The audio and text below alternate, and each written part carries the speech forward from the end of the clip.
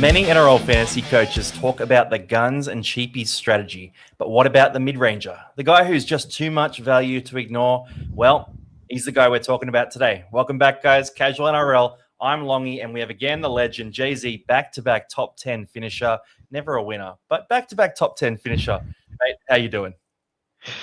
Bro, I was feeling pretty good until you said that. Jeez, what an introduction. Yeah, no, I'm feeling good, and this is there'll be a lot of interesting things to talk about in this one, I think. Yeah, man. Look, I had to sneak a jab in. I felt like I was being too nice, and I can't glaze you, as the youngsters say. Now, Isaiah Papali'i, first man up we're going to talk about here. We're going to jump back up to guys like Tom Dearden and Kaeliro in a sec as well. But Papali'i, he's just been named in the back row for this week's trial game, so I reckon we've got to start with him. He's been that guy, that 60-plus guy in the past. At Parramatta, he was an absolute juggernaut in the back row, and I see no reason why he can't return to that at Penrith. Do you think he's a must-have if starting in the second row, even if not guaranteed 80 minutes, Jay-Z? I think you've sort of nailed the real issue with Papali'i right there, is that even if he does start in the back row, he's not guaranteed 80 minutes. Absolutely, he is the kind of guy that could return to being a fantasy stud. At Parramatta, I think he averaged 60 plus like 2 of the years he was there. So he's definitely got it in him. The issue with Penrith is that they have him, they have Liam Martin, and they have Scott Sorensen, who all sort of share minutes, and they've done that for pretty much the last sort of 4 or 5 years with Luke Garner as well, who was there. Is he still at the club? For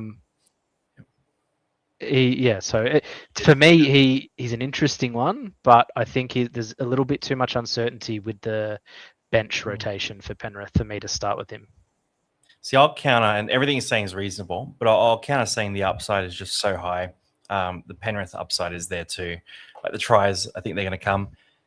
Liam Martin's a guy who gets a rest. You know, he's a rep footy and finals footy player, so I think that works. Scott Sorensen, he's in and out all the time as well. Unless we see Isaiah Papali'i on the weekend playing middle forward a bunch, I'm going to be pretty set with him. Like if he plays, let's say he plays 50 minutes of edge this weekend and no middle forward, boom, locked into my side, like guaranteed. I don't mind. And I feel sort of the same way. We'll talk about Dave Fifita in a bit as well, but I feel the same way about him. I've kind of got him in the same basket, even though he's a bit more expensive. Just that the upside is so good, and the threats to the minutes, I don't see sort of taking up too much. So Isaiah Papali'i there, bit of risk, but I'm saying all in. Jay-Z's saying temper with caution. We're both saying there's big upside there. Now we'll jump up to the top here. Jack Williams, Jaden Sua are there. We're sort of going back to where we finished last time. I reckon both of them are not quite enough value to talk about here. Do you want to jump on Damien Cook here, or do you want to talk Tom Dearden, Jay-Z? I'll go with Cookie because Cookie's always been a favourite of mine when it comes to fantasy. He is probably a short-term play. Like I think with the injury to Jacob Little, it's pretty unlikely that they'll run a bench hooker. So there's a good chance he plays 80 minutes and averages close to 60 for the first couple of weeks. In saying that, like I said, it's a real short-term play. And given that there's a lot of really attractive options at the Dragons, I'd only really be considering him if you weren't looking at like a Hamish Stewart or Ryan and Toby Couchman. And even Dan Atkinson. I think a lot of people are more keen on him after the weekend. So he is an interesting one. He's got a massive fantasy pedigree. Good chance he plays 80 minutes to start the year. I don't hate it, but you're going to have to jump off him pretty quickly, I think. Yep, I agree with that. And we'll talk Atco at the end of this as well, because Atkinson versus Flanagan, the kick meter split was 550 to 0 or something like that. Like, it was absolutely incredible. Half time they go in, Atkinson had all those attacking involvements, 350 kick meters. And Flanagan had 0 kicks, 1 run. So it's looking like Atco is going to be the halfback and the 5'8" this year. But for Cookie, I can see the upside there. I don't know. I just don't think the minutes are going to be there. He relied on a lot of injuries last year and playing 80 minutes and playing lock and all that. Tommy Dearden up next. And the appeal to me of Tom Dearden is the fixtures early. We've talked about this a bunch. I've kind of cooled on this take as we've gone through the preseason, just as some more surefire mid-ranges have popped up. And as I've kind of moved into my, cheapies and guns sort of strategy here. So Dearden hasn't been in my side lately, especially with the halves we've got available. But there is a world where he starts the year, the first month, and is just totally nuclear. There also is that risk last year. Last year he came out and he averaged like 30 over the opening month. So I'm probably not going to do it for fantasy. I'm almost certainly not going to do it for fantasy. But if you're really taking a gamble, you just want to have a bit of fun in the halves. Maybe you're a Cowboys fan. I can see the appeal of this one. Or maybe he's taking the leap here with Jackson Purdue. Do you think that combination with Purdue benefits him, or what are you thinking here? Yeah, I think to start Dearden, you'd have to see him and Purdue. What we've seen from the trials that it's probably going to be Jake Clifford, but if he has Purdue as his halves partner, that increases his base stats by a lot, because then he becomes that super dominant playmaker. He'll do a lot of kicking, where only I think Drinky might take some off him. But if Clifford's there, he's got a massive boot. He's going to take a lot of kicking, and Dearden becomes that run first guy. What really worked for him towards the end of last year and why his average is so high is because he sort of came off Origin on just a massive high, and then he became the dominant half for the Cows, and everything the Cowboys did for the rest of the year revolved around him. I'm not saying that's not going to happen this year, but typically there's a couple of guys that tend to get really hot towards the back end of fantasy seasons. Reece Walsh probably being the biggest example last year, where he just blitzed it, and Dearden's kind of in that same boat, and so he doesn't quite have that momentum going into this year, and with a halves partner that's probably going to be more kick dominant than you'd like, and like you said, there's so many halves available, not one I'm considering. Yeah, I'm with you there. That end of season form very rarely translates to the start of the next year. Like, we've seen a lot of those guys just not turn that around, so it's a risky one, but it does have upside. Kale Iro, I'll let you speak to Iro a bit, because I've got a few other centers I really want to ramble on about. So what do you think about Iro? 628K. Is he one you're considering, and is he one that you think people should consider? So I don't hate Kale Iro as a pick. He's actually really consistent for a centre, and I know he scored a lot of tries last year, but he showed the year before that he's also like a really strong base stat scorer. He breaks a lot of tackles. For whatever reason, Cronulla and their players just didn't have massive PPMs last year, and that sort of reflected in Iro as well, where his tries really picked up his average. And I think centres, they almost come into the league. It's almost the opposite of like back rowers and middle forwards who sort of grow into their roles. I think centers come in and teams don't really prepare for them, don't know what they're capable of. And the better they get, the better teams start to defend them and actually respect them as a threat. And I think that's what happened with Iro a little, in saying that he scored a lot of tries last year, but his actual attacking output was a lot less in terms of tackle breaks and the like. In saying that, he's pretty consistent for a center. I don't like paying big money for outside backs early in the year, especially one that had, I think it was an 0.8 try scoring rate last year. So not one for me. Yeah, I'll add in one thing. I think it was a 0.4 offload rate last year. So less than half an offload a game. If I heard that he was going to bring the offload out this year from the coach, or if we saw something in trials that indicated he's just chucking offloads, that'd be the thing for me that would boost him. But outside of that, you can't back an uptick in try scoring on that rate. John Bateman, do we go back in time here and jump on him at center? No, we won't do that. Jackson Ford, goer. Watson, goer, but not for this year. Marshall King, no go. Watson, by the way, was fantastic in that All-Stars game. Loiero, nah. Hamaso, bit of talk he might play center, doesn't really help. Dylan Egan, banger for last year. Safidi, DeBellin. Dylan Edwards, the wing fullback spot's pretty wide open, so we can jump onto him. What are your thoughts here on Edwards? Because obviously we saw last year that 48 average, but the year before I think it was about a 55 average. Fueled off the back of Cleary being out a lot. He was a bit more of a dominant playmaker. He did a bit of goal kicking, all that sort of thing too.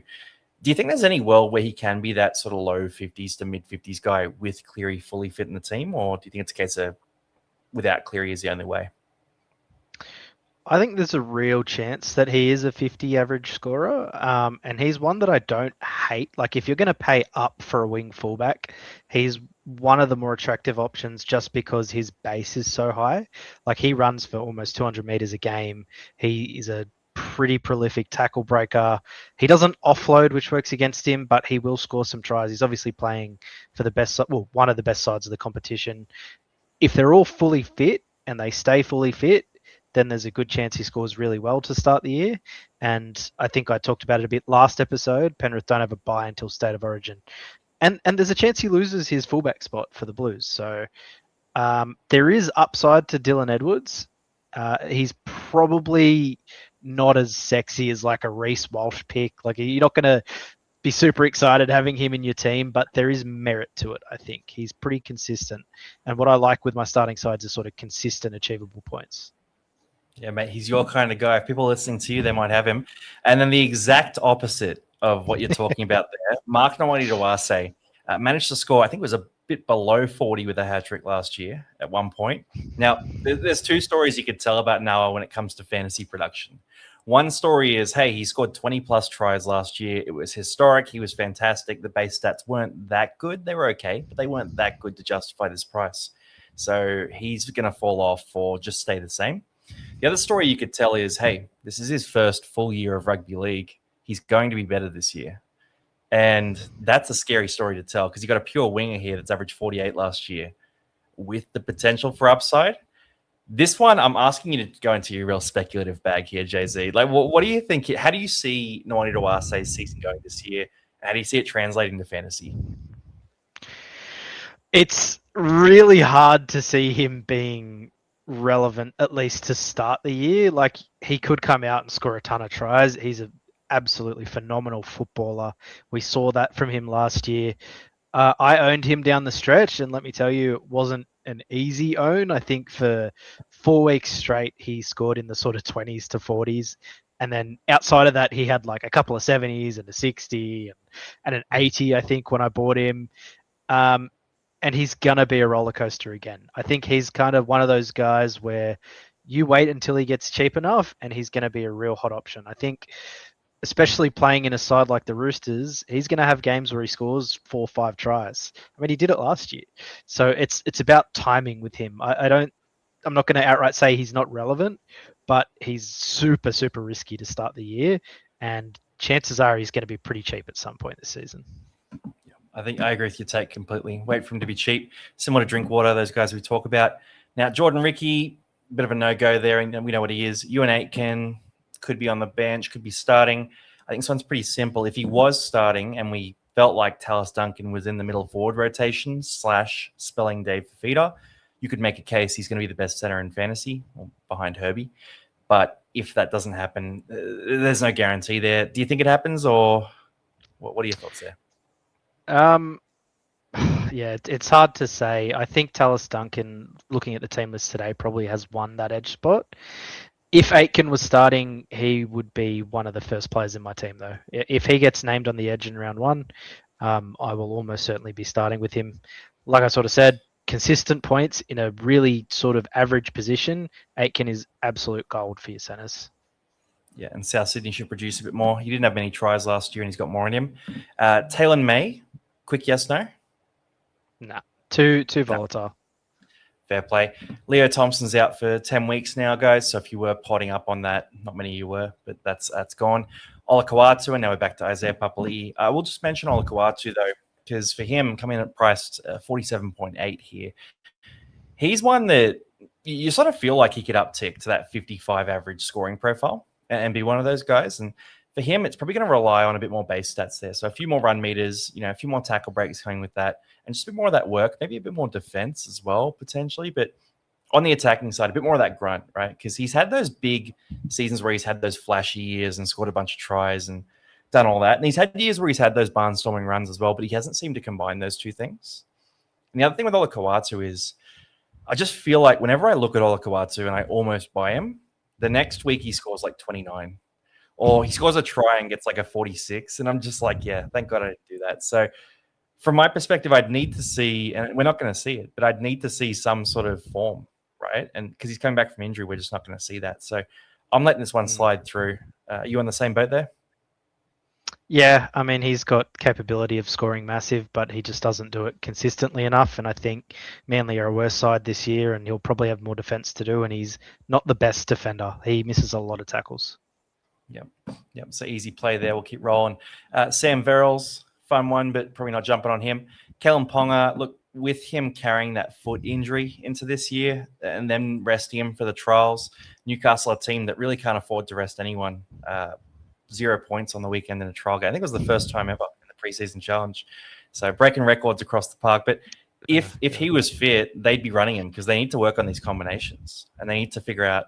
Actually, can I rant to you for a sec with Newcastle? Why is Dylan Brown on the right side? What's going on there? You're a Newcastle fan, so please tell me what's happening there. I think they just want to keep the sort of left edge that they had last year together by the looks of things, like Fletcher Sharp playing on the left, and Dill Lucas and Bradman Best. And like that was probably the only thing that went well for us last year when all those guys were fit. And then sort of once Lucas and Sharp got injured, it went to crap. But I mean, I think Dylan Brown's a left-sided player and should be playing on the left. It's a bit weird to me. But I mean, what can you do? It seems like he's playing a bit more of a first receiver role. Yeah, as a para fan, I know how that goes. So look, he'll move to the left in a month or two, I reckon. Like they'll figure out that's a massive mistake. But for Kalyn Ponga, yeah, just the injury is too worrisome. And you know, 600K, it's not a cheap price point. It's more towards the high 40s, not this 41 that he averaged last year. So you're needing him to go big. And Ponga's big years have been like a 52, 53 average. So personally, I'm not really seeing it. And I'll skip past him. Ponga, Turbo, Kini. I think we're both off Turbo. I'll throw Kini to you here, Jay-Z. Do you think there's value in this one? It's really hard to know with Kini. He's another guy that can score 90s, but can also score 20s. Like his stats when he plays fullback for 80 minutes are actually really good. He breaks a lot of tackles. He's super involved, so he's always going to have like sort of decent run meters, but he is reliant on tries and offloads, and it's not consistent. And unless you think the Titans are going to be really good, which I wouldn't put money on given all the injuries that they had in preseason, he's one that I think you can wait and see. Like if he is really, really good, chances are he's still not going to score that well. Like he's going to need a lot of attacking points in the first couple of weeks. And I just don't really see it. We sort of talked about Jaden Campbell last week. He does so much for the side. Like he does all the kicking. He runs a lot. And that almost takes away from Kini. Like Kini's going to be a really good support player, but I just think he's probably too expensive. If he was maybe like 100K cheaper, he'd be in everyone's team. But for now, I think 600K is just a bit too much. I had something from the data here too, because reserve grade numbers, he was about a 55 average from memory. I think that was in Queensland Cup. So he's priced at that sort of 47-ish price point. So even if you jump to those reserve grade numbers, that's 8 points of value. That's kind of the upper ceiling.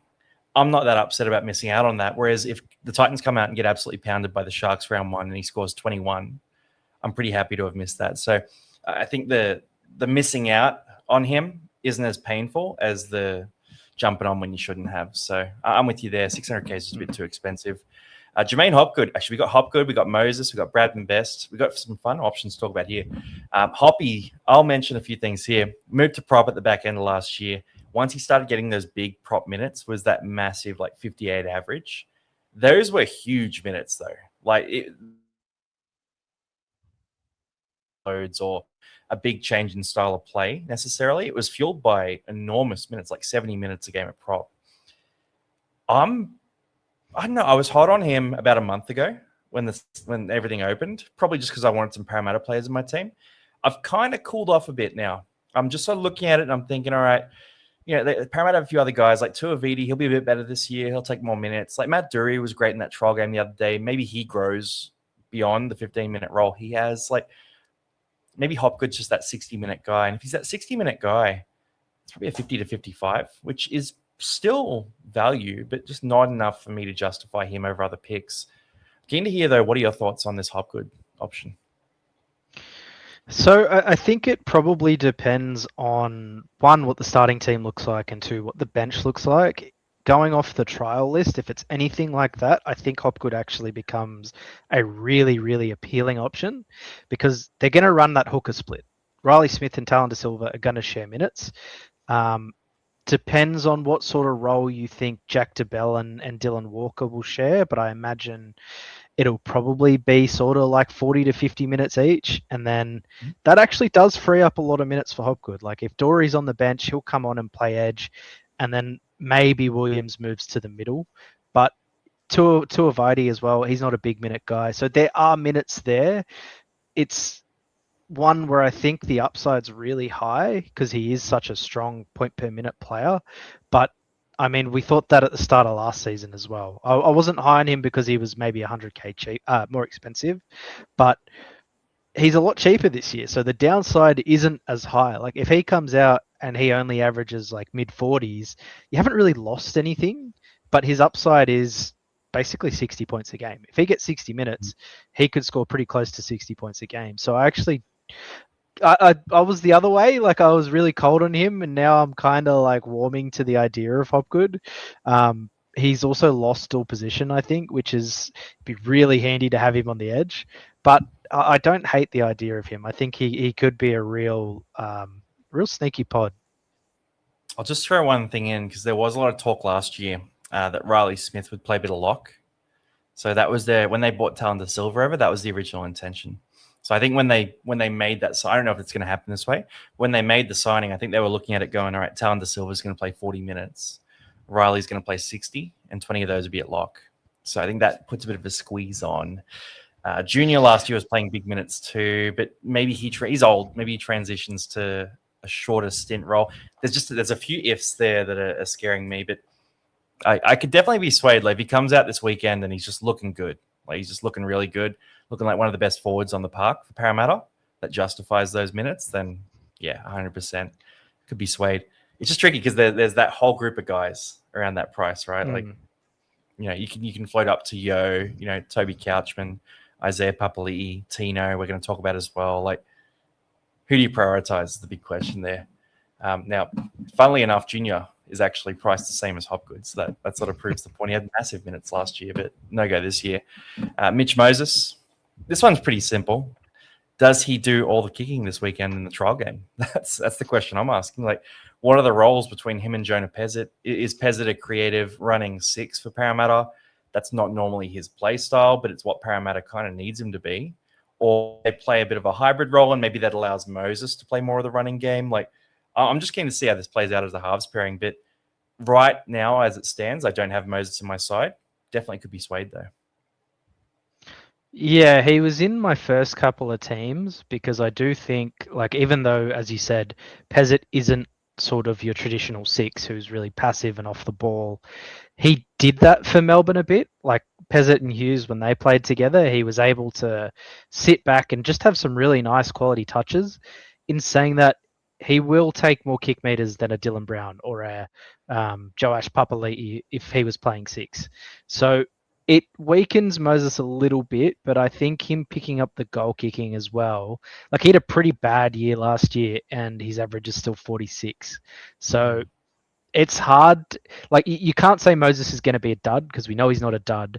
And if you're predicting Parramatta to have a good year, and I think as long as he's fit, they will have a good year, Moses is a really attractive option. I personally think Doueihi is just way better for 40k cheaper, but Moses is still like, if you really didn't want to start Nathan Cleary, I'd go both of them. Bang. All right, there we go. Moses, good shout. Mitch Barnett, no go coming back from injury for mine, but if he showed signs, could be in people's team soon. Wade Egan started hot last year. Do you want to talk about Egan, or are you jumping straight to best? No, Egan's been in my team in the past. He's just too much of a liability. Like even when he has sort of a best case scenario, like he did last year, he still ended the season with a 46 average. So not for the faint of heart. Wouldn't start the season with him. He'll probably be 300k at some point. He was fantastic though for that stretch. We'll talk Brady Best here then, because there's great things to say and there's terrible things to say, right? And I've told this story many times, but last year when he played those full games at center, it was about a 48 average on the back of a 0.3 try scoring rate. So 3 tries every 10 games. If Newcastle are better, that increases. Now, the story I've been telling myself is that Dylan Brown's going to play on that left edge. His direct attacking style is going to be great with Lucas, Best, and Fletcher Sharp. I thought Sharp might be on the wing, but maybe not. Now that Brown's on the right side, if it's Sharp, I don't know, Sharp's a pretty run first half. If it's Sandon Smith, I'm not going anywhere near Bradman Best. Like Sandon, I like him as a player, but he's run first, run second, run third. I don't know if pass is on the list, right? So that's where I'm just thinking, I probably can't do this. But the upside for Best, if he was playing with Dylan Brown, that's kind of what I was looking for. So look, I'll keep an eye out for a swap at some point. But for now, I'm probably not jumping on Bradman Best. I mean, I'll throw a different question to you because I've sort of shared my thoughts on that side of things. Do you think Newcastle's attack gets better? Like, do they figure it out this year? Does it click up? Does Bradman Best, go to like he should be a guy who scores every second game, right? It can't get worse. I mean, like we're quite literally the worst attack in the league. I think maybe 12 halves where they were held scoreless or something. It could be more. Like honestly, they were that bad. We're up to 2 this year, so Yeah, Best averaged pretty well in spite of that. Not Brown, sorry, Best averaged pretty well in spite of that. So there is upside there, but he just has a few too many like 20s and 30s because even though he does have a lot of tackle breaks, it's not like your sort of fantasy mold where they run sideways and they palm players off. Bradman Best is just a wrecking ball. He just runs straight at people and he bowls them over. And you can't do that every game. You can't just bowl people over in the NRL, but he does it a fair bit. So he'll have games where he goes really big, and he'll have games where he goes really small. So do you want that variance in your starting side? Me personally, no, but it could be a pod that pays off. Couldn't you see him against the Cowboys round 1? They're like, I needed to see Brown on that left edge and that combining nicely. Like Best did make a break in that game, by the way. Like he did make a bust where he just carried a couple of dudes and then sort of popped through. So someone's going to get on him and I'm going to be super jealous. This happens every year, man. I talk about Bradman Best and then something else comes up and I never get him. And it always, you regret it one week and then he does a hammy or something like that. But yeah. Coruscant, any love for Coruscant? No, I think he's too old. Probably won't get 80 minutes. Fisher Harris, the crowded forward pack. He was good the other day, but I reckon this is one to skip. Robson, my take on this is he's probably a 50 guy. He's priced at a 45. You could say he's 5 points of value, and you could potentially forecast an uptick in defensive efficiency because of how strong the Roosters forward pack is, and probably attacking opportunity as well because of what they're doing, right? But the downside is Iolu is a pretty good reserve hooker, and Connor Watson is always in the squad. So if there was any twinge or injury or anything like that, they're probably taking him off. So there's upside there, there's downside there. It's too murky for me. Yep, I agree. I mean, I think that there is value in him if he plays 80. I just think the likelihood of him doing that every week is really low because of the two players you just said. Iolu and Watson are probably both going to be on the 6-man bench, and they've got a lot of middle forwards now, so I think Watson will probably spend at least 10 minutes at hooker most games. It just depends on whether Robson stays on at lock, which he could, but I see there being a lot of games where he doesn't play 80 minutes, which you kind of need 80 every week for him to be good enough to start with. At least with Harry Grant, he's not getting benched ever. Yeah, bit of Cook and Little about them. So, yeah, it can't work. Utoikamanu, now this is a pod. This is a pod. Right? Everything we've been saying about Harry Grant, you could maybe say translates to Stefano Utoikamanu. So back end of last year, the last third of last year, he was on fire, right? He's a guy who can score a try. He's shown that time and time again. Started last year terrible because he was trying to earn his stripes. The minutes weren't great. So the price is cheaper, priced at a 45. The question you got to ask yourself is, could he be one of the upper echelon front rowers? And we've seen guys like Payne Haas, guys like Terrell May pump out that 70 plus. For a guy like Utoikamanu, who, is still coming through, a 55 average here would be meteoric for anyone who jumped on him. Would you consider him, Jay-Z? Like, where does he rank for you in amongst this group of front rowers? So, like, you got guys like Papali'i, you got guys like Hopgood. Yeah, there are guys below as well. Do you think Utoikamanu could edge them out? He could. He's kind of a bit like what Alex Seyfarth was to me, albeit a much better player, where he's a guy that's always sort of promised. He's always promised to be a really good scorer, and he can do it for periods of time. But there's so many caveats to that. It's like if he gets the minutes, if he's like in the right mood, if he's getting really good ball in the middle, like he has games where he breaks 14 tackles. I think in the semi-final alone, I think he bumped off Bailey Hayward about 14 times that game. But it doesn't happen every week, and his minutes aren't consistent. Like I'm going through his stats on Footy Stats, sort of 40 to 50, random games where he'll get 50 to 60, but never more than 60. And all of those games that he scored well in was just all attacking stats. And he is capable, but can he do that for the whole season? I don't see that. The other thing I'll throw in here is David Moale pops up at the Storm. He's pretty good. Like, he's a goer. And then Hetherington, I think he's at the Storm as well. So there's some guys who could sponge up a few minutes there. But I don't know. Like Stefano, he's a prototypical guy that I'm going to target in draft leagues. That's really where I see. I just think he's going to be fun to own. I just can't find a spot for him in my team. We'll see how we go coming into the year. But I reckon the minutes go up, though. I do think he averages 50+ this year. Now, we'll keep rolling through. We got Arrow. No go. Great haircut, though. Very good looking, man. Katoni Staggs. Definitely not your style. Not for me either. Starling, he's got Jaden Brayley there now as well. It's a bit messy. Twile re-signed, but no go. Braden Burns, he gets shared around every now and then. People go, hey, did you realize Braden Burns scored like this last year? And everyone's like, well, yeah. And he's a pretty good scorer, but I don't know, the hammies seem to flare up and job security's not there. So I think this one's pretty easy to skip. Sua Wong, Sam Walker, Reuben Cotter, Karen Fodawaker, Clifford Shibasaki. Do you want to talk about any of these guys? I mean, there is a chance that guys like Cotter and Fodawaker average 50+. Yep. I'm not saying it's a high chance, and I'm not like we had Cotter 2 years ago, I think, who averaged 50 for us. And he started the season really cheap. There's a chance he does that again. He's averaged 50+ 2 of the last 3 years. So a 50 and I think a 52 1 year. So that 44, you could say he's probably 6 points of value on what you'd expect. Yeah, and I don't know what went wrong last year. He just seemed to miss a lot of tackles and get moved around a bit. Might have even had an injury at some point. Around the Origin, yeah. It's not great. The upside isn't as big as other guys in the same price range. Sam Walker could have a lot of upside. He's a guy that, he's going to be goal kicking. He spent half a year, I think, playing, but he was back off an ACL. So I know Physio loves to say there's a real uptick in performance, second year back from injury.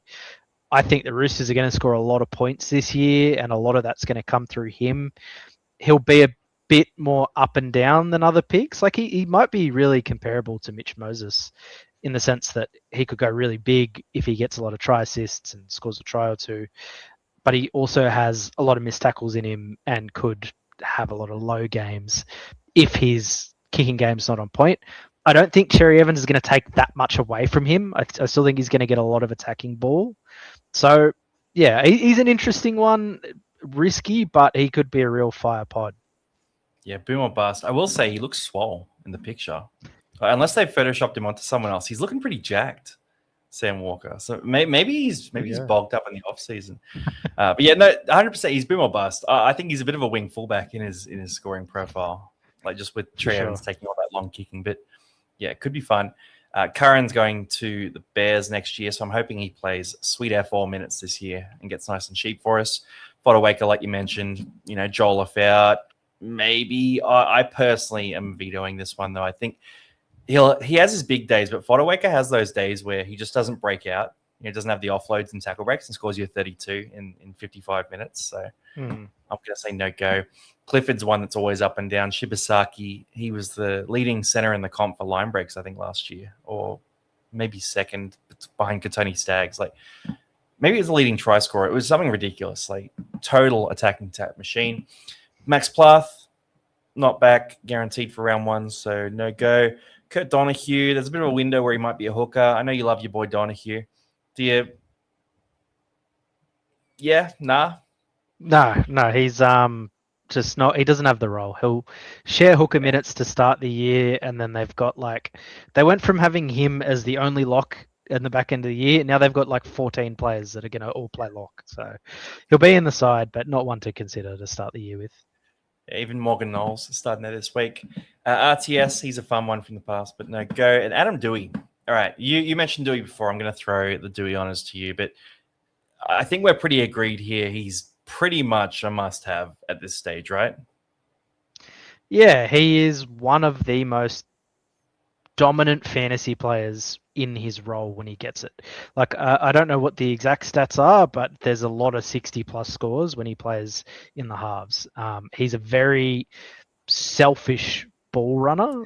So he'll take on the line a ton, and he scores a lot of tries because of it, which is why he was so naturally good as a centre. He's going to goal kick for the side. He's come out and he said, "Look, I'm going to control the team. I'm going to do the kicking, and then Luai can play off the back of that." Um, he's got the history as a great fantasy scorer. Just absolute no-brainer. If he gets injured, he gets injured. His upside is just so massive that he could be a 60 average. I'll throw a number at you. 60 average when he plays next to Luai. That's his number. So there you go. it's like, I think it's like 4 games. Like, it's a small sample size, but he's also like nearly a 60 average playing in the halves in general. So I agree with you. Upside's too big. A lot of people are throwing around, what if he gets injured? Like you said, if he gets injured, he gets injured. Oh, well, you've made 100K in 2 weeks. Like, it's absolutely fine. Like, what if he averages 70 for 5 weeks? Like, you got to look at both sides of the coin, right? He can pump a 90. Like, you can pump a 90 any given week. And Tigers look good in that first trial game. So, yeah, that halves combo, we get to see them this weekend. I think there's zero chance Luai takes a dominant 7 role. I think this one's pretty clean. We don't even have to watch that game. Rolling through, Nakora, you could argue his value. He's been a 50 guy in the past. It just doesn't feel right to do. But he has been a 50 guy for such a long time. So what's that, 6-7 points of value potentially? I mean, you're just really betting on that Sharks edge feasting and, Nico Hines feeding him good ball. Tonga, nah. Like, he could potentially make a leap, but it's a bit of a speculator. Tomoko, Rob Toia. I'll talk Toia, and, we've talked about Toia quite a bit. Maybe offline mostly. I don't know if we talked about Toia on the last show, but we've talked about Toia for about half an hour offline. So for Robbie Toia, big thing here is 43 average last year. That was across 21 games in a period where he made an origin side in his first year of the NRL. Now, in that 21 games, he scored 7 tries. I think that's less than what we're going to see in terms of try scoring rate this year. I think in this Roosters side where you upgrade from, Sandon Smith, Chad Townsend, Hugo Savala to Trey Evans and Sam Walker, who are very pass first, creators for their edges, Rob Toia is going to be a beneficiary. And you add to that the fact that Dan Tupou and Mark Nawati-Dawase were historically good try scorers last year. So teams may adjust and start actually marking them. And that might open up even more lanes for a guy like Rob Toia. So I see it as always upside. And look, there's every chance that he averages 45, and this is a bit of a fizzler pick and it doesn't work out well. I don't think there's much of a chance he goes lower than what he went last year. And I think there's a big chance he goes up because you look at the numbers last year, it's about 110 meters a game running the ball. I think that could increase second year back from an ACL. I think the try scoring rate could increase. I think defensively, he probably stays about the same. He might even improve in his second year. Like, I could just see so much upside for improvement in basically every stat category, which could potentially push him to a 50, maybe a 55 if the attacking stats fall right. So I'm pretty set on Rob Toia actually at this stage. Like, I'm pretty locked in. Yeah, I'm pretty keen on him too. And I think an important point to make for picks like this in the centers, right? So the difference between him and Herbie, they're both probably going to score what they're priced at. Let's say best case scenario, that let's say they both average 43 and 62, whatever they're priced at. Toia doesn't lock you into a position, whereas if Herbie's not at least performing to his price tag, if not overperforming, then you've basically got a bunch of dollars there with no upside, sort of just burning a hole in your team.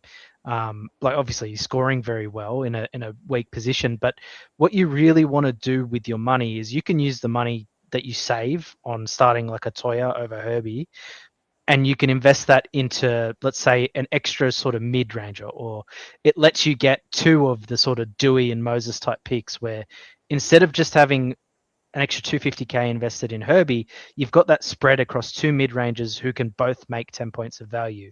So even though Toia's scoring at price, Herbie's scoring at price, you've done more with the extra money that you save by investing that into 2 mid-rangers with a lot of upside.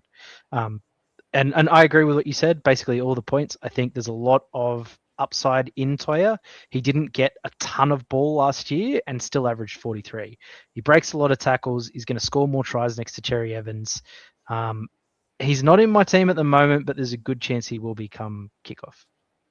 Welcome to Toia Pod Experience. He was at about, I think it was like 1.5% when I first mentioned him. So we got to stop talking about him.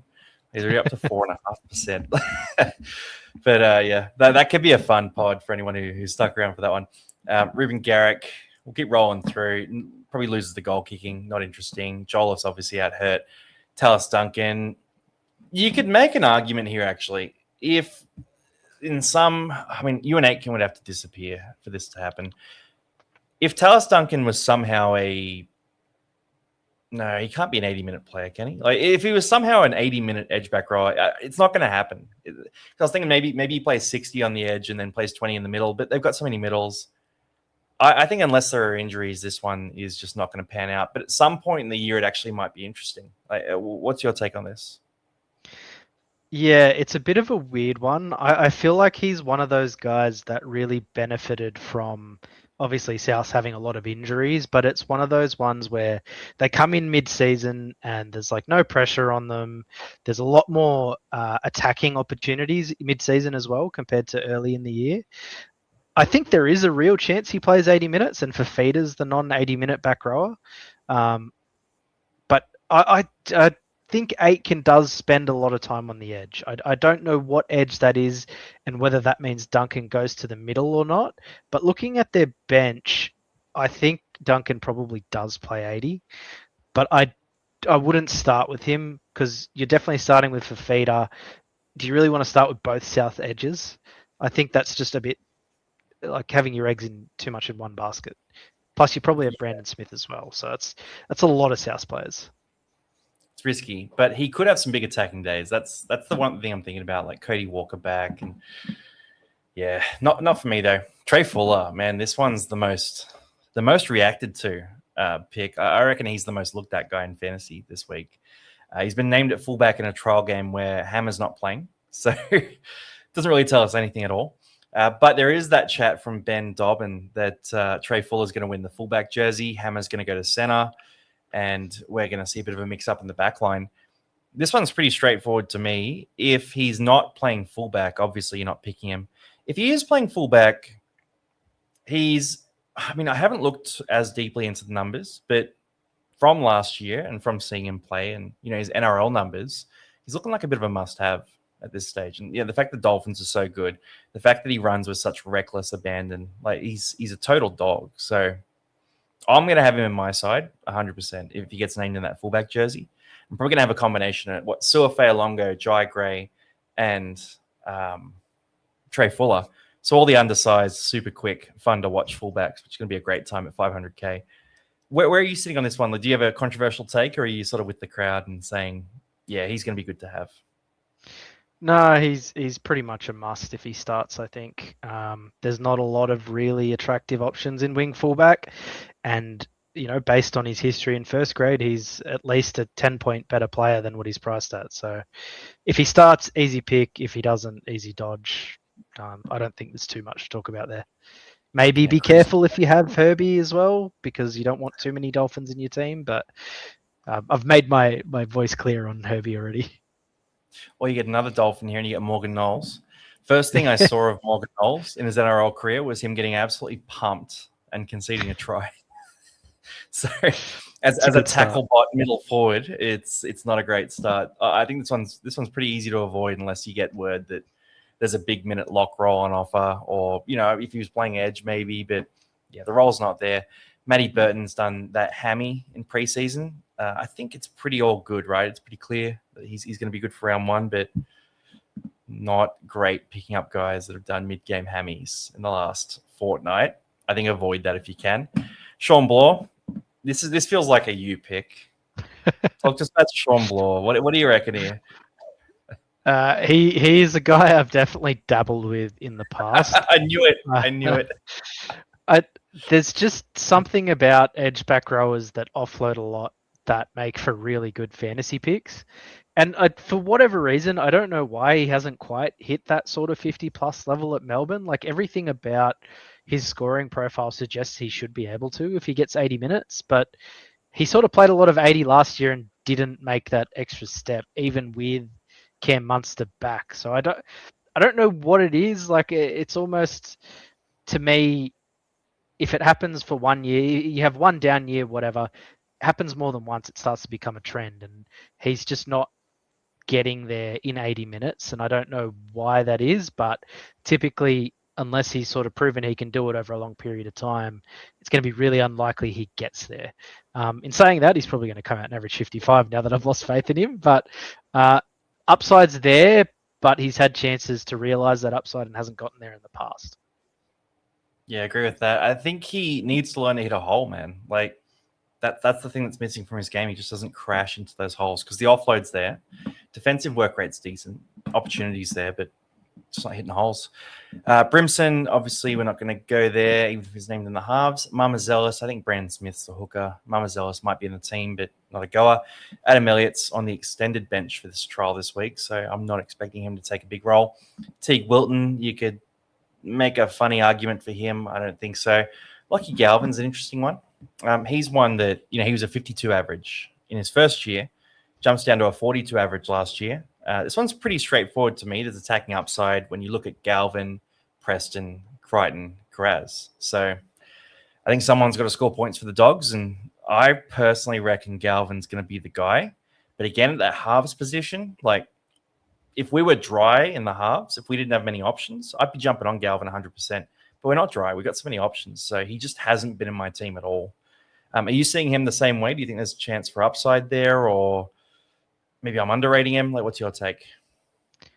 Yeah, I think there is definitely upside. I think if Matt Burton wasn't his halves partner, he'd be a lot more appealing.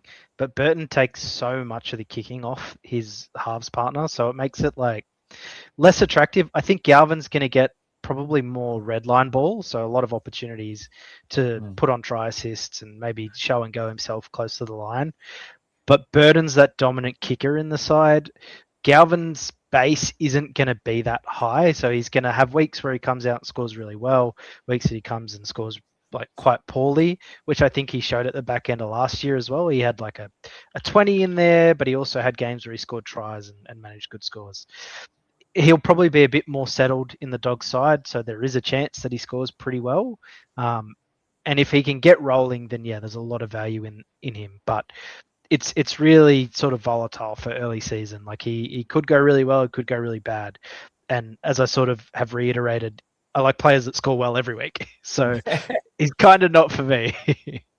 Yeah, I'm going to dig deep into the bag of stats here, and this is a vague memory I have of doing analysis last year. His year where he averaged 52 at the Tigers, I'm pretty sure it was about 180 kick meters a game. So if Burton's dealing with a bit of a hamstring issue, I think he can hit that number.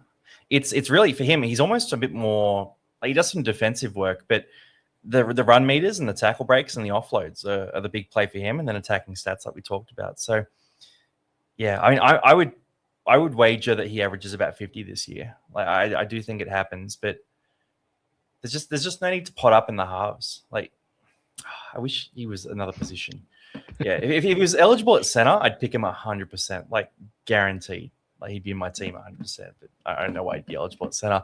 Now, Kyle Flanagan, he was steering the ghost ship in the trial game on the weekend. I haven't seen a half do less in a game than Kyle Flanagan in that game. And it got me excited about Atkinson, so I'm just flagging him up for that.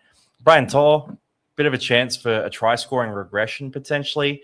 His best years were like 47, 48 kind of averages, so I don't think there's enough value in it, but are you excited about Brian? If Trai Fuller doesn't get the spot for the Dolphins, To'o is in my wing fullback, I think. Because of, I guess, the reasons I gave you for Dylan Edwards, it's pretty similar. Like, he plays straight through to Origin. Like you said, he regressed a lot last year. I think he sort of battled with injuries a bit. And yes, Penrith have a few tough matchups to start the year, but I think he actually does better in tougher matchups because more carries for him, more tackle breaks. He needs to get more involved. And he's still a winger at the end of the day. Like, he's still the most likely player on the team to score the tries. And yeah, I just really like that sort of run all the way to Origin. I think he's a guy that can average 50. So yeah, and I don't really like any of the other positions, like any of the other options rather. So yeah, that's why So he'd be in my team. you got the Toa kind of camp, right? And then you've got the Selwyn Cobbo camp, and they're completely opposite sections. We'll talk Cobbo in a bit as well, but yeah, look, everything you're saying makes sense. Like he can have stretches of super hot form if you're back in Penrith to start well. Gagai, he's been a 50-55 guy for a long time. Just a case of father time catching up, right? Yeah, that's what I think. He's 35 this year. He's been a terrific servant to the game and to the clubs he's played for, but he's just breaking down a little too often. So I'd avoid him. Yeah, he's been good for a long time. Nat Butcher won't get the minutes. Nick Meaney, this is a fun one. So obviously talk that he could take the goal kicking, probably will take the goal kicking there. He's scored quite well when he has goal kicked before. I'm not sure if you have the numbers on you, but I think you had them last week. So I reckon you got them on you now. I'm going to put you on the spot here. How does he go when he's goal kicking, Jay-Z? Well, funnily enough, because Pappenhausen's been injured so often, he actually has had the goal kicking a lot. I think he is about a sort of mid-40 average off the top of my head. There's probably a little upside there, but I think Melbourne are going to be a bit weaker. So I wouldn't start with him. One thing I do want to bring up, though, that you sort of just glossed over is Nat Butcher. If the Roosters line up like they've named their team list and he is starting edge, because remember, Radley's suspended for ages, I think Nat Butcher's a go. He's so cheap. If he gets that second rower dual position, he's 50 average player. That's my hot take. So that's a pod for me. Get the minutes consistently though, like because I agree with you, he's a machine when he does, but what you got Sua Wong floating around, you got Flegler floating around, who was really good there last year. Like there's a lot of options that could steal minutes. There is, but I think he's one of the senior players in the squad, and while he may not get 80 minutes, he's proven in the past he can do a lot with less minutes. Like if he say plays 40 to 50 minutes on an edge and then plays 10-15 in the middle, I think he'll still average 50. Well, Nat Butcher super pod. That's brave, man. See, I'm trying to steer clear of that Roosters forward pack altogether this year. Like I've had enough pain over the years, and dealing with it goes back to Terrell May when he was getting the weird minutes there. So for me, I'm glossing over it because I've got trauma. But feel free to jump on Superpod and Nat Butcher. Greg Marzhew, if he does get a start, could be a little bit of value, but not with Newcastle's attack. Like Jamie Humphries. I mean, he's suspended the first couple of weeks, so we can slide past him. Stephen Crichton's a guy who he'll probably have. I mean, he had a pretty good fantasy year last year. Like his best years at Penrith from memory were like a 41, 42 average. And he sort of dropped back to like a low 30s guy at the Dogs when he first went across. He then rose back up last year and had a bit more attack on offer, did a bit of goal kicking, all that sort of thing. Probably still goal kicks now that Burton's dealing with a hamstring issue. You could make a case for him, right? No, I don't think so.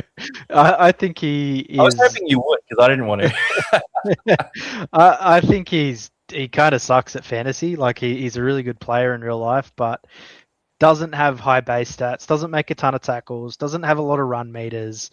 He can have games where he has a lot of attacking stats, and goal kicking helps, but it doesn't make up for how much of a passenger he is in terms of just like base stats. So like if you want a guy that's going to score 20s every second week, go for it. And his upside's just not that high either. Even when he scores a lot of points, he's not scoring 100s. Like he might crack a 70 at best, but upside's not there for me. Can I throw you, just in the interest of hypothetical arguing for players that I've never touched this year? Do you remember when Galvin was at the Tigers, how good Stafford Toa was as his center? Yeah, that's true.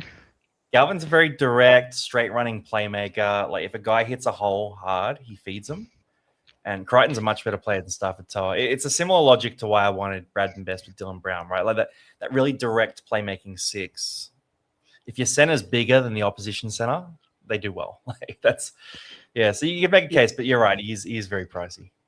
So just something Yeah, to you're right, but I actually think, and this is just me being a footy nerd, is he's not going to get that much ball close to the line because how the Dogs use him is almost as an extra sweep runner. So he actually plays a lot of fullback close to the line where he's setting up other players, which could work in his favor. I mean, that could be an argument you make, is that maybe he has like an extra try assist every second game or something. And with the goal kicking, maybe that is appealing, but I just don't think the base is there for him. Yeah.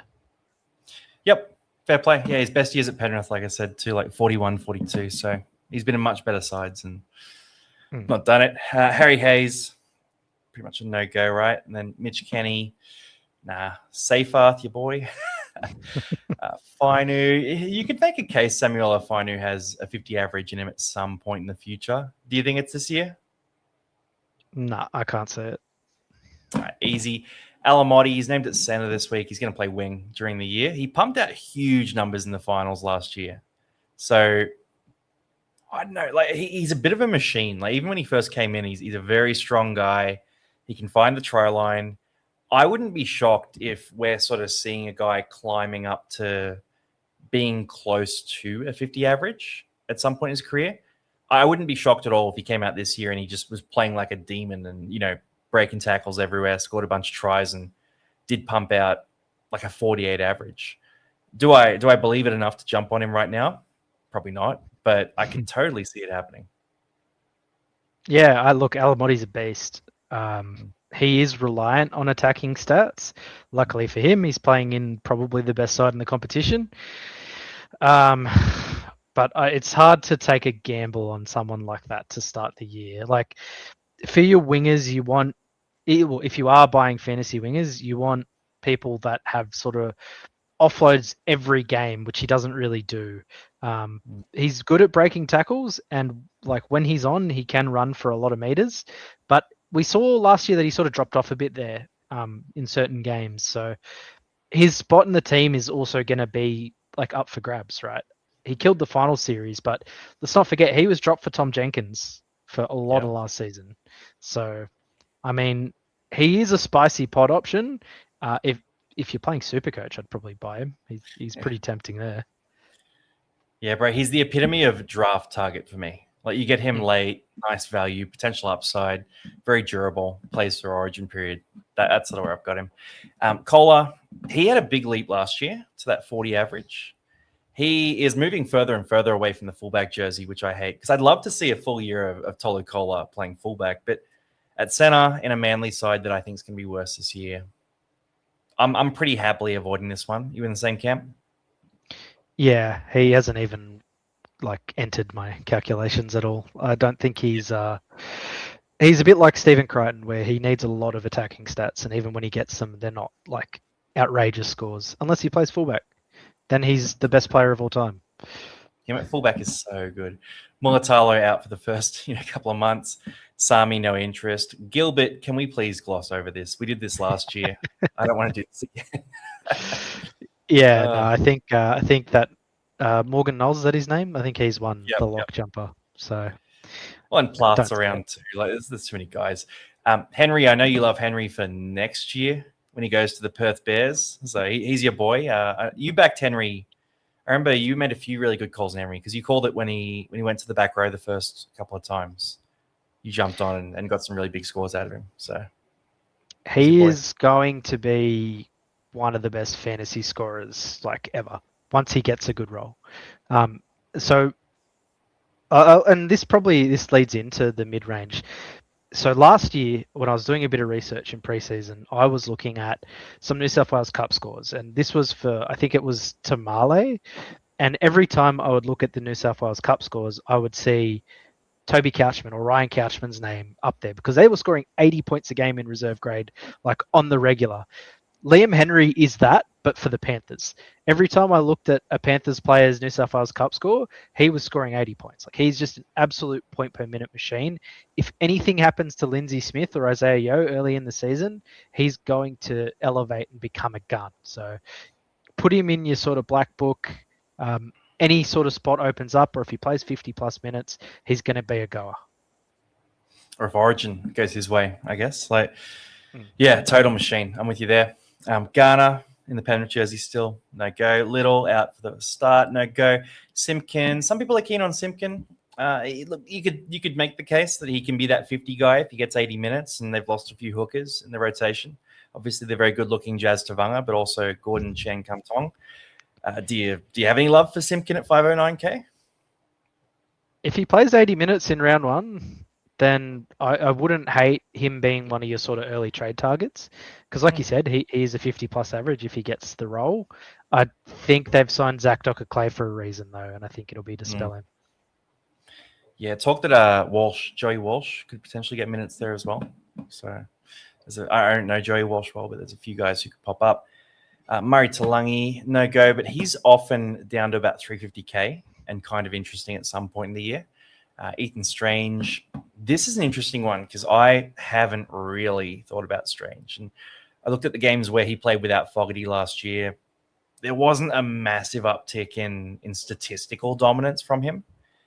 There is, maybe if he was goal kicking and if he was taking 50% of the general play kicking, you'd make a big case there. But then you'd also argue that last year was a generationally strong attacking stat year for a second-year player. So I personally think there's too much working against him here, but keen to hear your thoughts.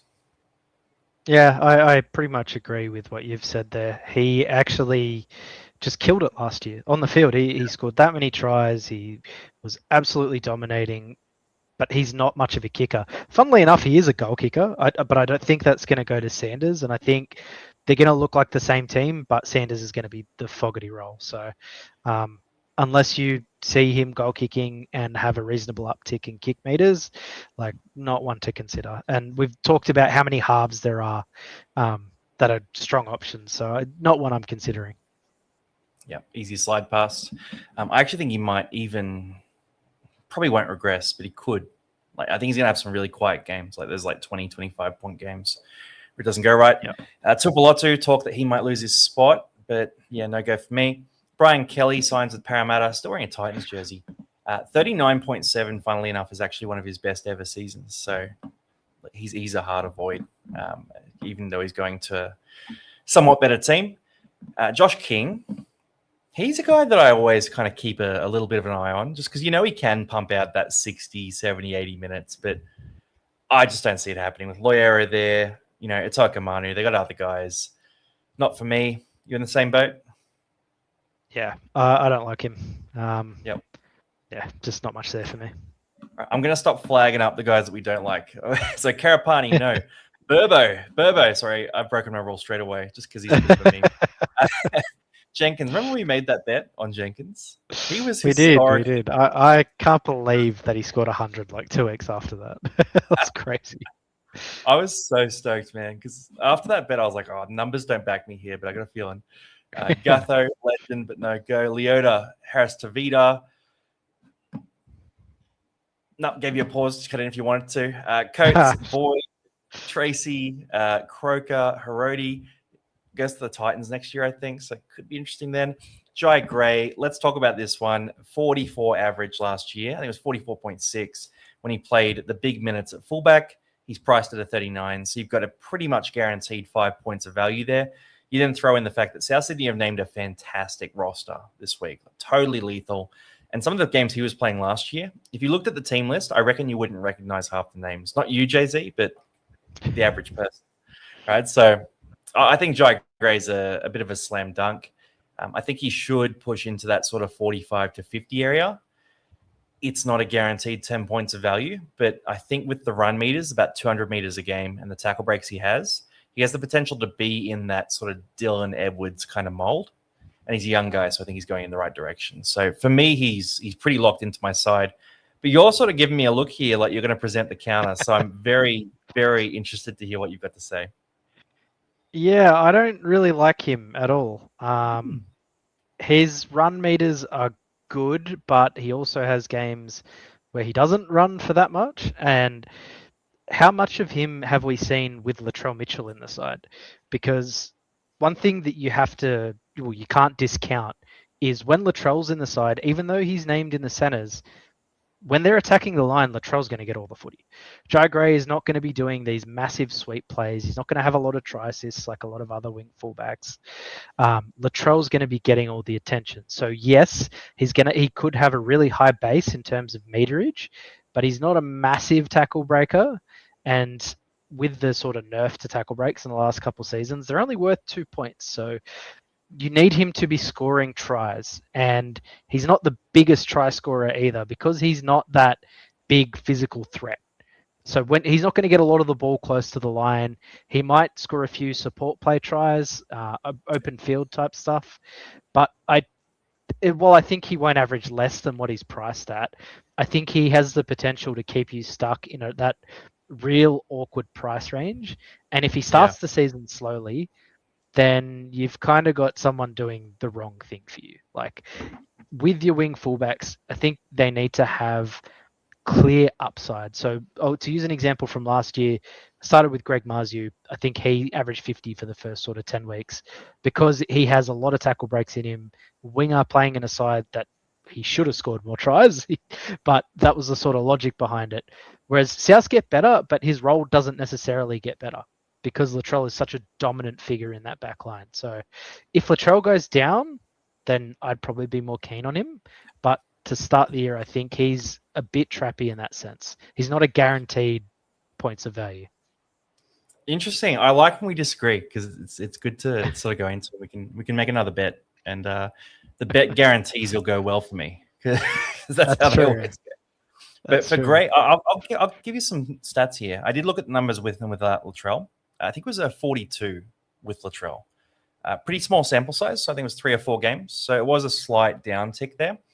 But what I'm going to counter with is those support play tries are going to be massive because you look at the spine for South Sydney, and you're probably looking at Brandon Smith, who's not going to run support on a line break ever. Cody Walker, who he's probably a few years past, being that support runner as well most of the time. And then Jamie Humphries, most likely. Maybe Ashton Ward. You don't know what's going to happen there. But Humphries is probably not really that guy either. So if someone's going to be tasked with running support all the time, especially if he has a lower role in attack, it's going to be Jye Gray.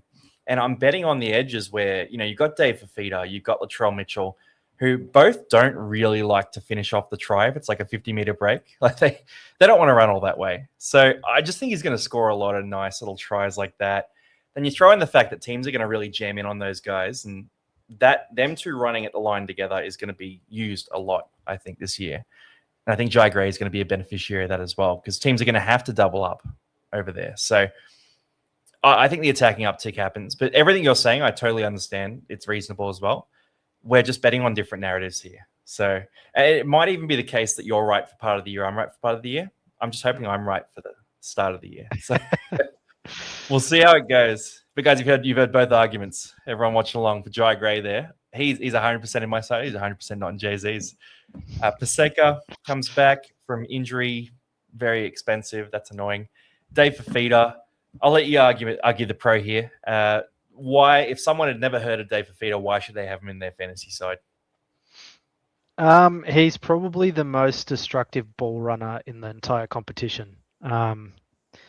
He doesn't need 80 minutes to have 10 points of value in him. If he gets 60 to 70 minutes, he's probably going to average 50 plus. He's playing next to Latrell Mitchell, like you sort of just said.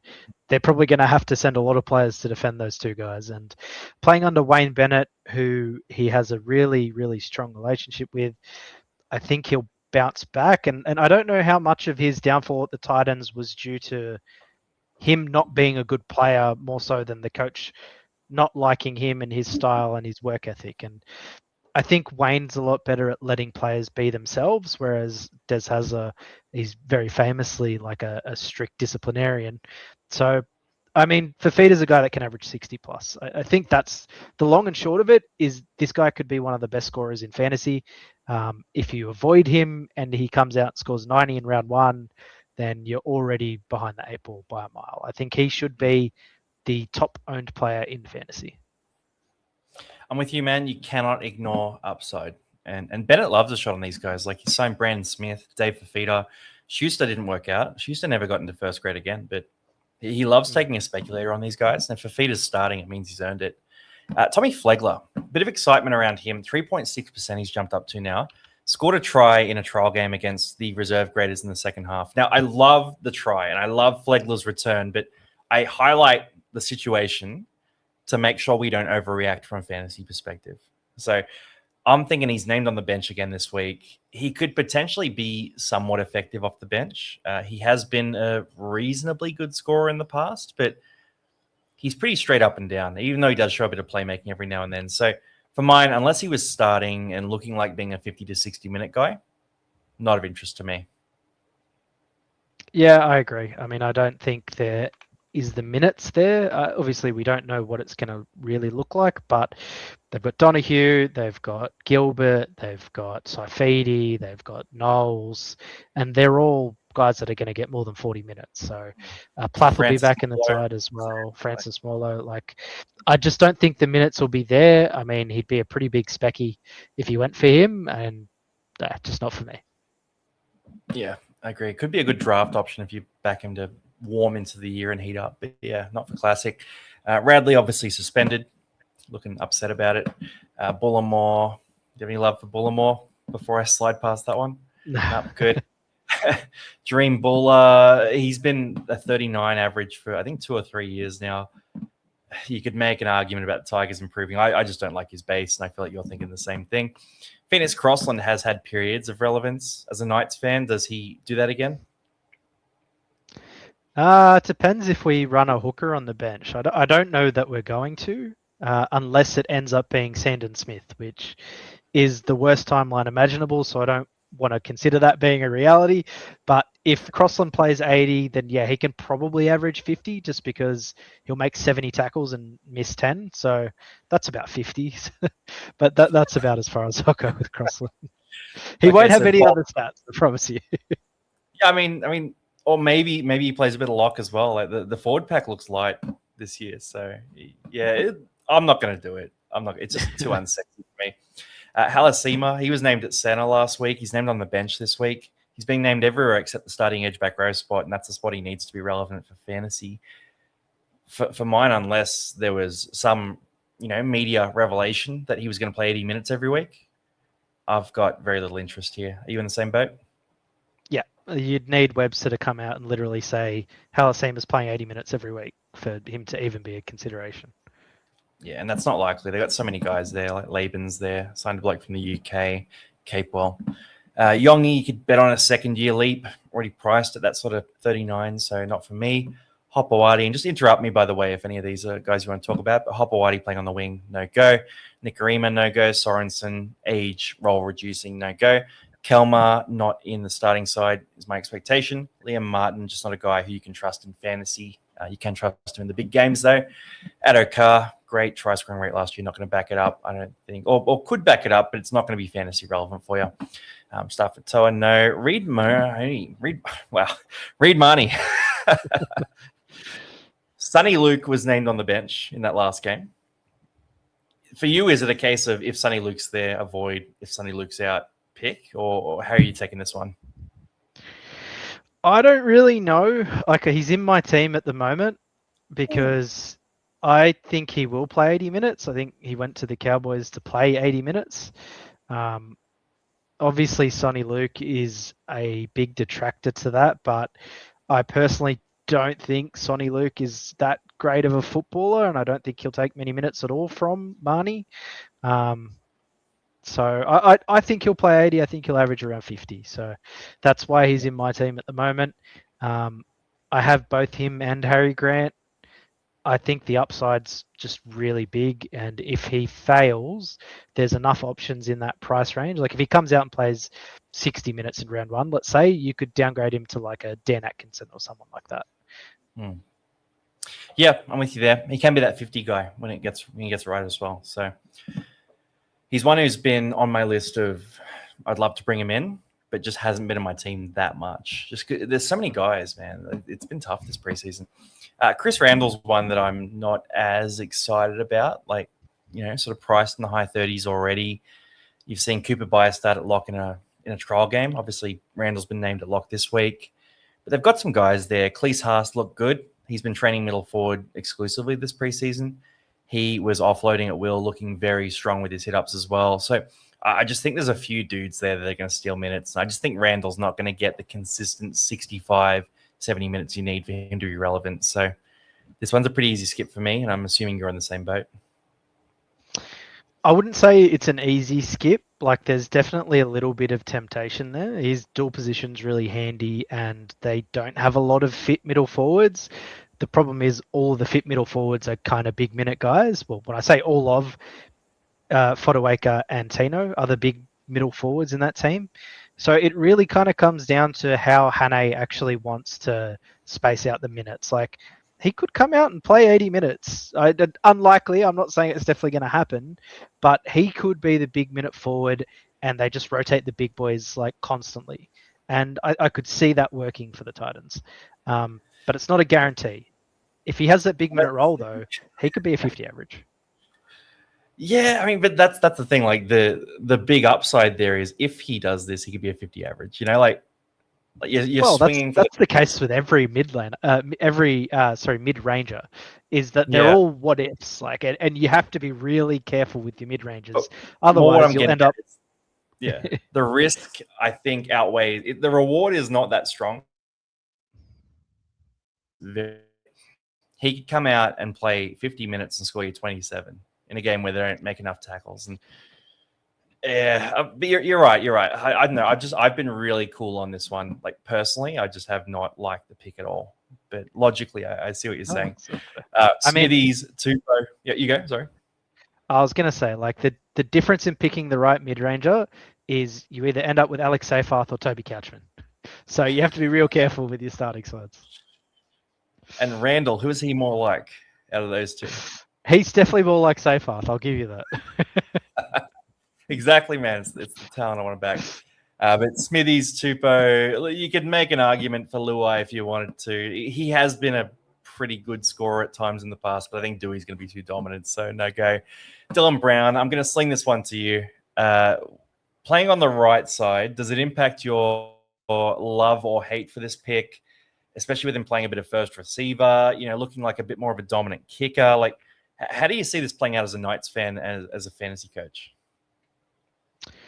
As a fantasy coach, I think it'll be good. Like, I think he'll have an uptick in base stats. He'll get the ball more often. He'll get more kick meters. As a Knights fan, I'm not fully thrilled about it. I don't think our right side edge is very strong, and so he might not have a lot of try assists or it's hard to see it going really well with him playing on the right. He's played on the left for so long, and he's been so good on the left that I don't really understand it. But from a fantasy perspective, that won't really impact anything. I think he's a must-have to start the season. He could average 50.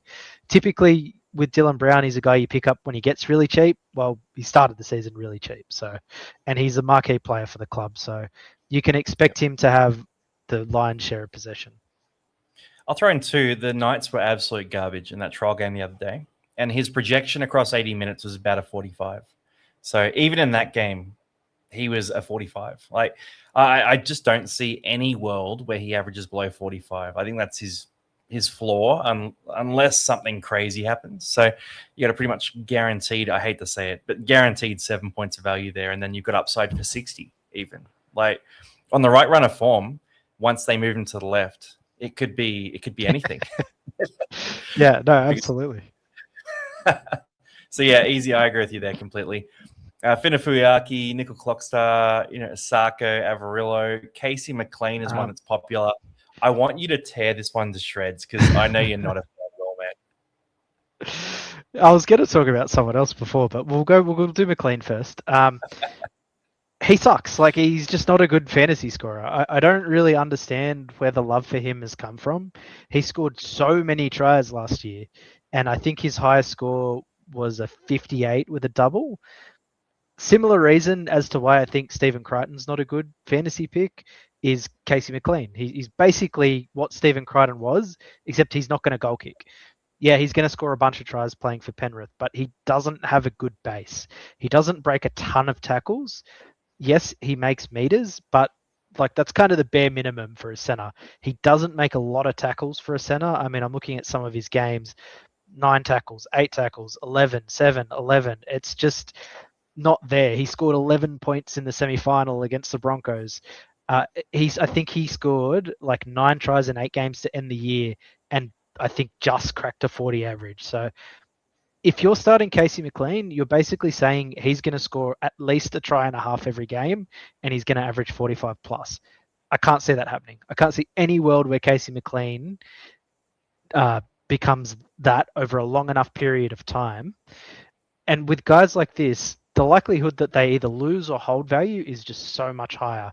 If they start the year, if they have one bad score to start the year, you're kind of stuck in the mud with a guy like Casey McLean, because what's your sort of trade target if he goes wrong? If he comes out and scores 30 for the first 5 weeks, how are you going to get rid of him? You're not going to be able to trade down because chances are you've already got all those cheapies anyway.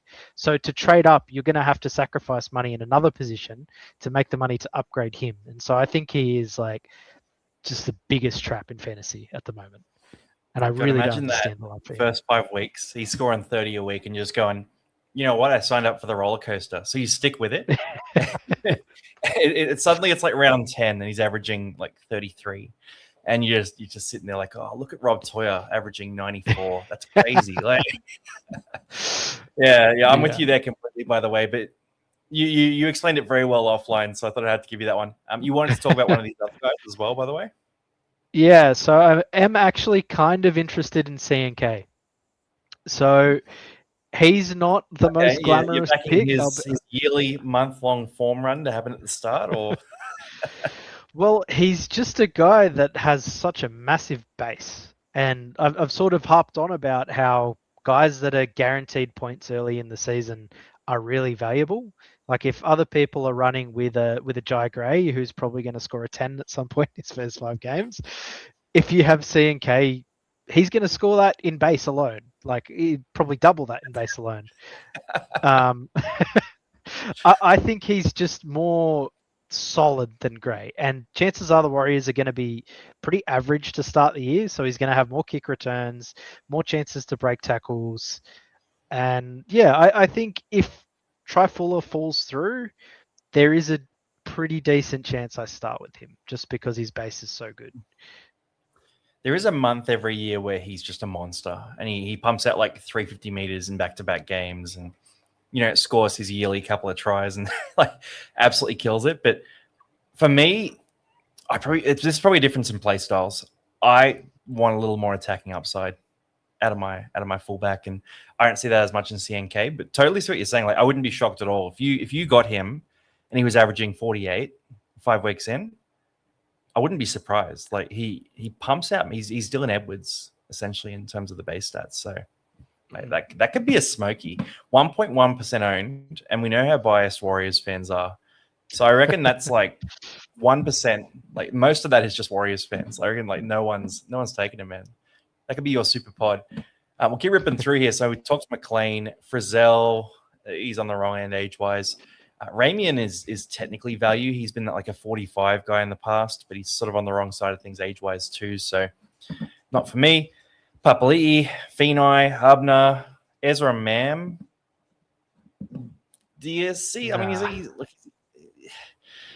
does he evolve when Randall plays maybe? Like, I don't think so. I think what will happen is that Walsh will continue to play like a really big playmaking role, and Ezra just sort of becomes the support player. Like he cleans up the back end of tries and backline movements and things like that.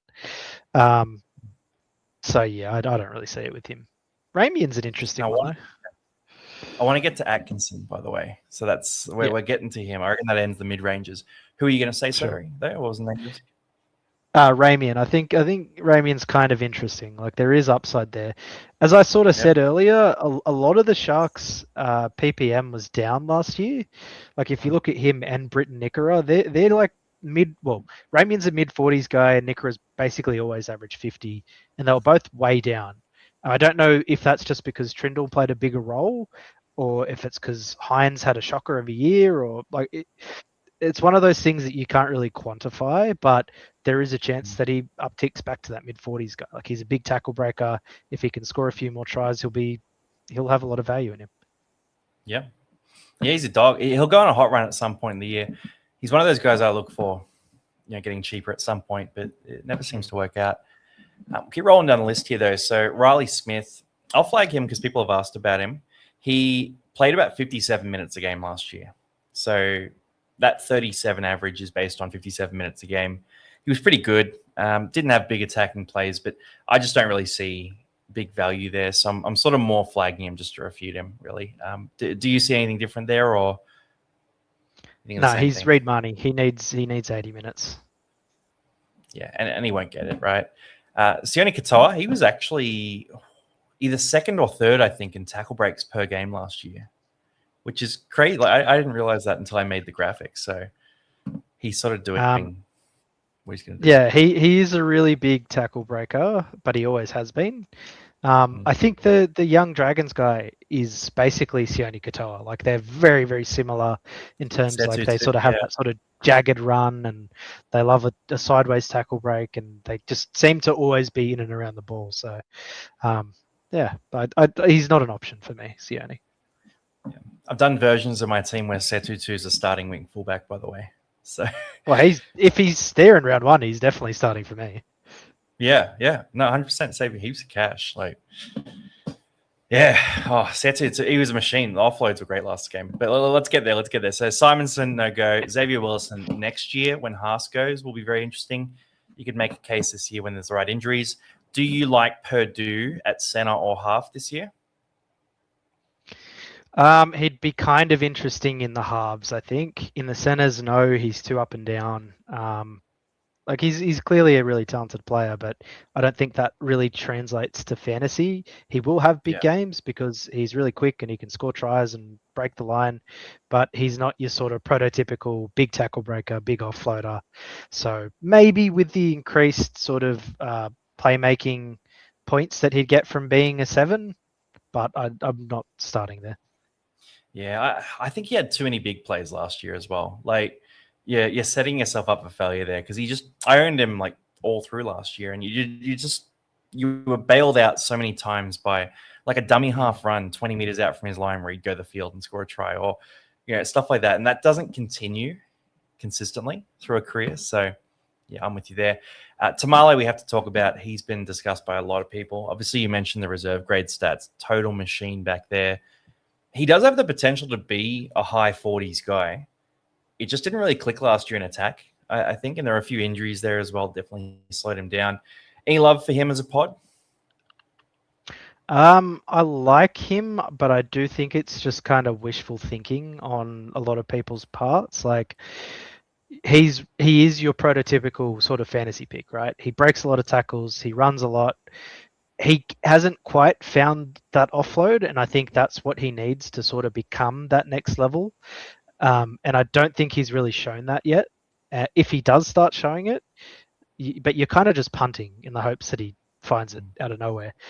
He might score more tries this year, completely reasonable, but I mean, like that's something that you're basically gambling at that point. You're praying that he gets more footy and it goes out to him more. And the Raiders are a side that like to do a lot of their attacking through the middle of the field and through their back rowers. So even if Strange swaps sides and even if Strange isn't on his wing, doesn't necessarily mean he gets a lot more ball close to the line. So, like, there's definitely upside there, but I think it's wishful thinking to think he's more than like a couple points of value.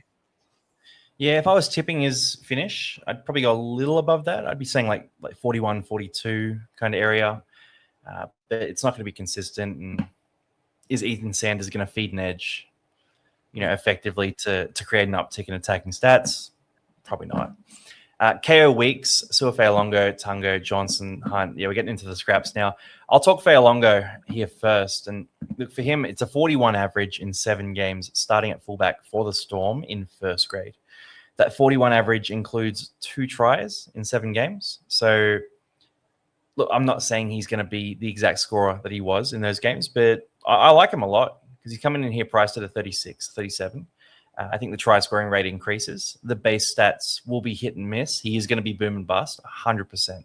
He is definitely going to be boom and bust. But we've got a few guys that we could maybe, it depends on the wing fullback configuration, but maybe loophole him round 1 potentially or do something different there. I just think the ups, though, are going to be so big that the average is going going to end up being maybe a 45, that kind of thing, just because we've seen Melbourne fullbacks score 3, 4, 5 tries before, and he's the kind of guy that I think can do it. So for me, he's been in my team from the start, and he's probably never going to leave before the start of the year. But I feel like he's not your kind of player here, Jay-Z. So I'll throw to you to get your thoughts on Sua.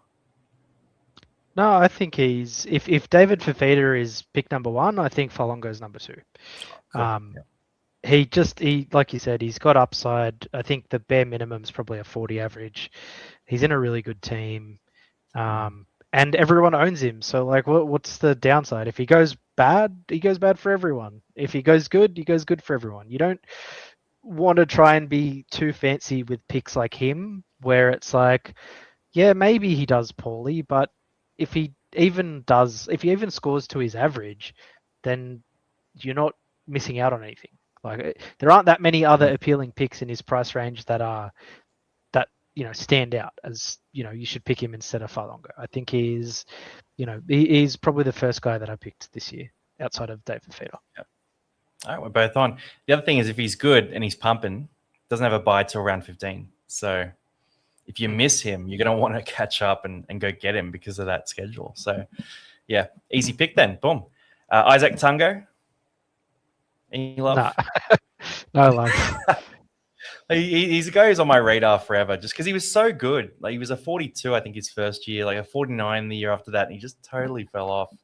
We'll keep rolling through. Johnson Hunt at hooker. Do you have any love for that? It wasn't great last year.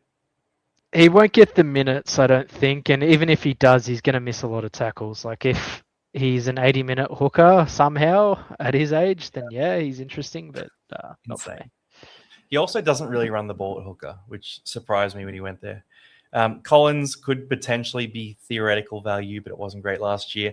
And, I'm just going to slide past the Tola, Hess, Takiaho, Sully, Hawkins, Hetherington, McIntyre, Toia. Yeah, this is a rough list. We got Cobbo.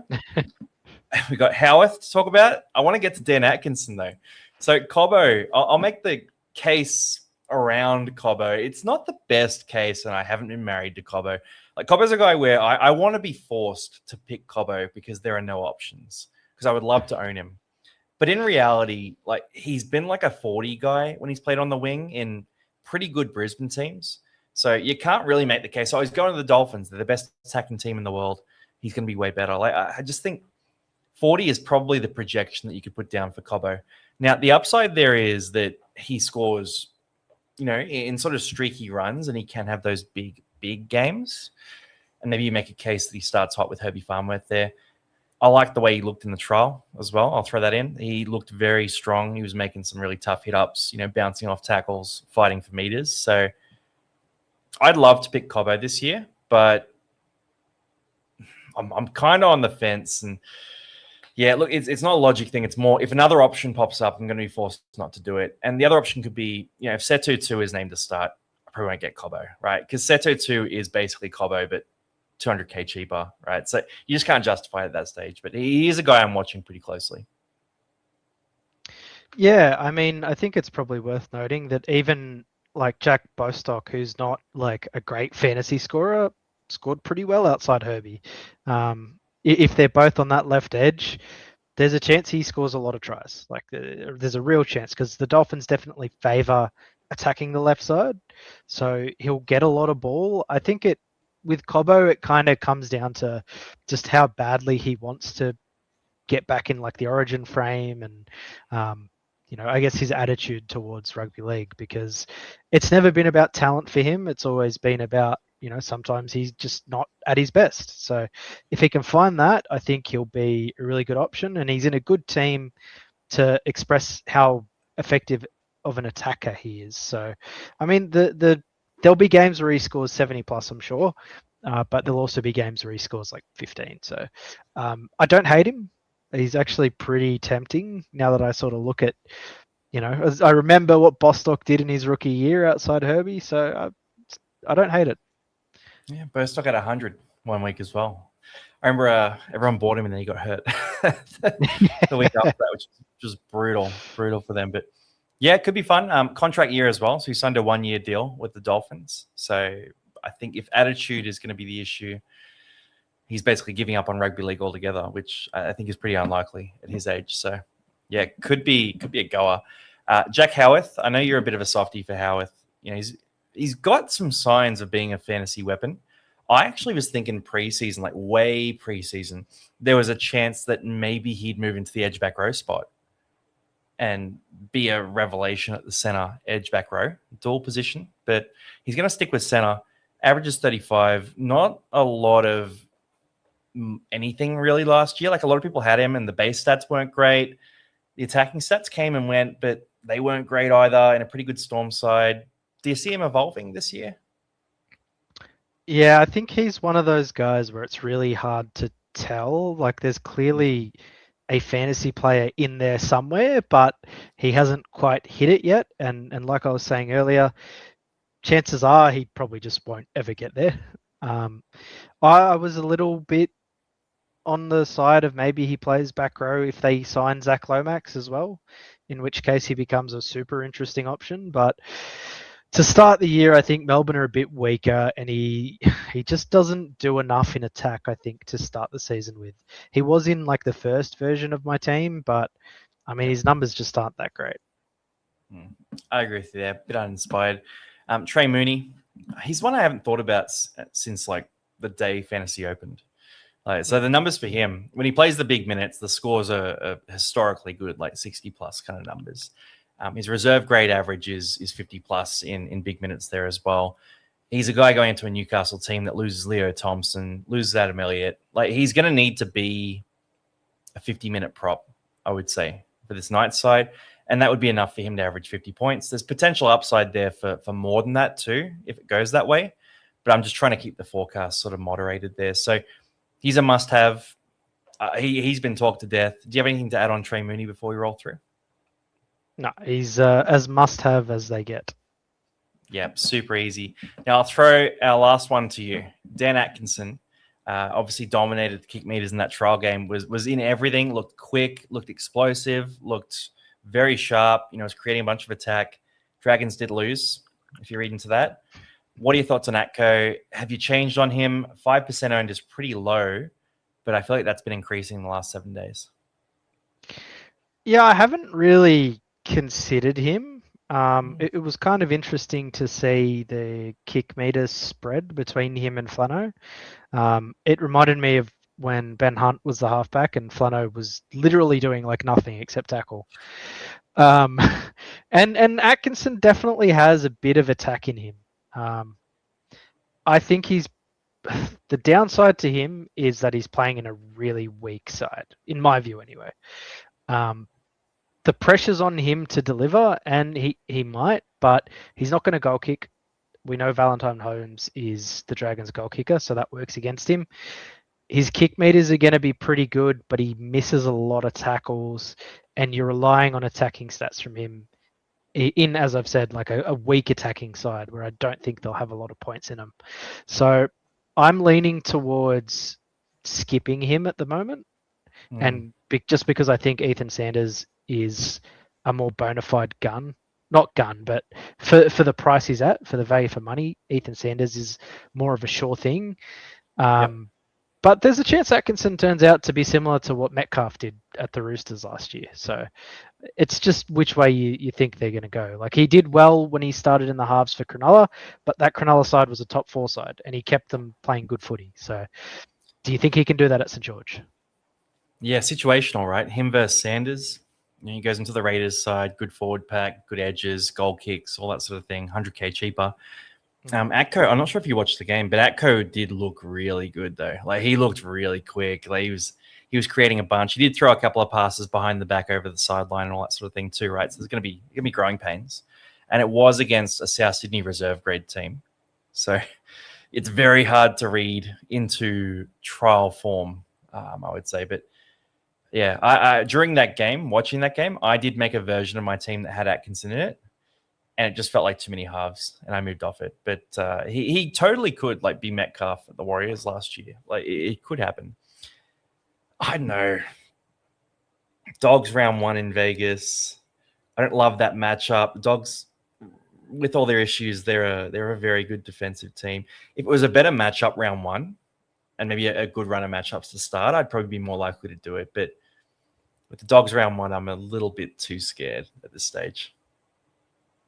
Yeah, I think that's fair. I mean, I didn't start with Metcalf last year, and it started well, and then Metcalf turned into like the GOAT. But I think it could be pretty similar. And unless Atkinson can single-handedly win the Dragons games, then I can't really see him having that upside that Metcalf had. But, stranger things have happened. So I'm not starting with him at this point in time, but that's not to say I won't start with him. Jay-Z, an hour and 40 minutes, our mid-ranger Bible video. That's I think that's the longest non-live video of casual athlete history. So welcome aboard. You've your second full-time video, and you've pushed us into new heights of length.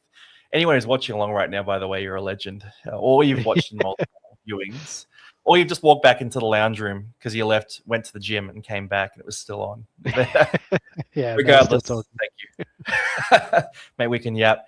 Guys, make sure you do like, subscribe, all that sort of stuff too. Stay tuned. We love talking fantasy. We're going to be doing it all year. Peace out. Thanks, Jay-Z. And thank you, everyone.